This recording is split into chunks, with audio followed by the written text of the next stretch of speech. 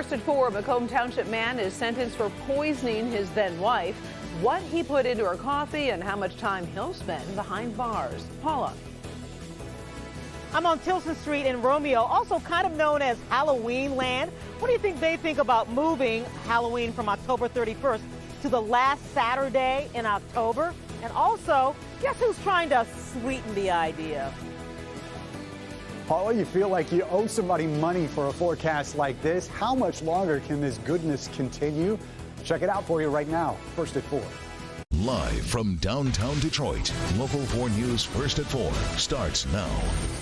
Good afternoon, everybody. I'm Karen Drew. First at 4, jail on the weekends. That's the sentence for a man caught on camera poisoning his then wife. Brian Kozlowski of Macomb Township pleaded guilty to poisoning after she caught him deliberately pouring something in her coffee. In July, the woman said she felt nauseous and had blurred vision after drinking coffee. Her then husband, so she set up a camera in the kitchen. Prosecutors say he was pouring a drug used in Benadryl into her coffee. The judge had harsh words while handing down his sentence. Whatever she didn't deserve that. Whatever she did, you have to understand that. She doesn't deserve to be treated with disrespect in any way. Kozlowski apologized in court. He'll spend 60 days in jail. As we said, that time will be served on weekends. Coming up at 5, we do have reaction to the sentence and the video his wife recorded.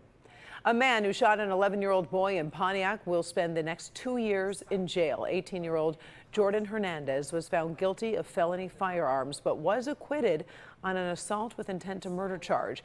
Last November, Hernandez opened fire on a man, and the 11-year-old was shot in the leg. Another man, Anel Alvarez, who drove the car the night of the shooting, was also sentenced. He will be on probation for 3 years after pleading guilty to being an accessory after the fact. An 18-year-old man from Sterling Heights has died after crashing into a car. Now, this happened this morning on Ryan Road near 17 Mile Road. Video from Sky 4 shows the burned motorcycle the teen was riding.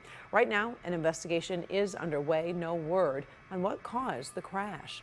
Hundreds of drivers were caught in the most recent state police crackdown along the Lodge and I-96. We're told troopers made 512 traffic stops. Just on July 29th and 30th, they were busy. 164 drivers were stopped for speeding, 31 for texting while driving.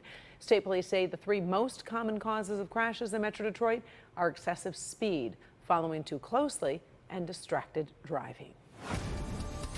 Well, if you're able to grab lunch outdoors, it was the perfect day, and it looks like it's going to be a pretty nice evening ahead, Ben. Yeah, Karen, we're going to run out of good words to describe this forecast because we're on a stretch that's going to continue for a while. The only drawback is going to be the lack of rain that we're going to get towards the end. But temperatures anywhere on the other side of 80 degrees. Humidity is not a problem, just a little bit of a breeze out there, and gorgeous blue skies. So beautiful conditions continuing into the evening, eventually falling into the 60s. But it's going to be another crisp start tomorrow morning. We had one spot show up in the 40s this morning. We'll see if that happens again to start our Friday and, of course, your weekend forecast all in a few minutes. Karen. Breaking news on trade and the stock market. President Donald Trump is planning new tariffs on $300 billion worth of products from China. The president tweeted that trade negotiations will continue, but he blames China for not stopping the sale of fentanyl to the U.S. and not buying more farm goods like soybeans. Stocks tumbled on the news. Here are the latest numbers. The Dow Jones was up 300 before the news and then plummeted after the president's tweet. Right now you can see it's down 280. Talks with China have been called constructive but are now set to resume in September. We also got breaking news from the Justice Department. It will not prosecute former FBI Director James Comey over those leaked memos. Comey asked a friend to leak those memos to the New York Times after he was fired by President Trump. The memos detailed his interactions with the president. The FBI's internal watchdog sent the case to the Justice Department, which chose not to prosecute. Police in Kentucky say they have accounted for everyone missing in a massive gas explosion. The blast killed at least 1 person and injured 5 others south of Lexington, Kentucky. This happened overnight. The explosion wiped out homes. It could be seen and heard for miles. Police say the woman who died may have left her home because of the fire and then was overtaken by heat. Neighbors describe what it was like the moment the pipeline exploded. Looked like an atomic bomb went off, basically. Seen a big cloud of smoke go up, and I could hear the thrust off of it. You know, and I knew what it was. It was a gas line. It woke us up, and it was just a big roar and fire going all the way up in the sky as far as you could see. The pipeline is part of Enbridge Gas. Crews are headed there to figure out exactly what caused the explosion. First at 4, tracking stories making news around the world. We start in Spain with a scandal called Horsegate. That's where a Dutch meat trader has been caught, accused of passing off horse meat as beef. Although his name has not been released, this isn't the first brush with the law. He had already been sentenced in France for his role in a 2013 scam that impacted ready-made meals and burger producers across Europe. He's now accused of doing something similar in Spain back in 2017. Let's go to Belgium, where people there are talking about a woman who survived being trapped in her car for 6 days. Investigators say the 45-year-old woman lost control of her car and then drove into a ditch. She was trapped, couldn't move, had no food, no water during an intense heat wave. When she was finally found, she was very badly dehydrated. This video was filmed 48 hours after her rescue.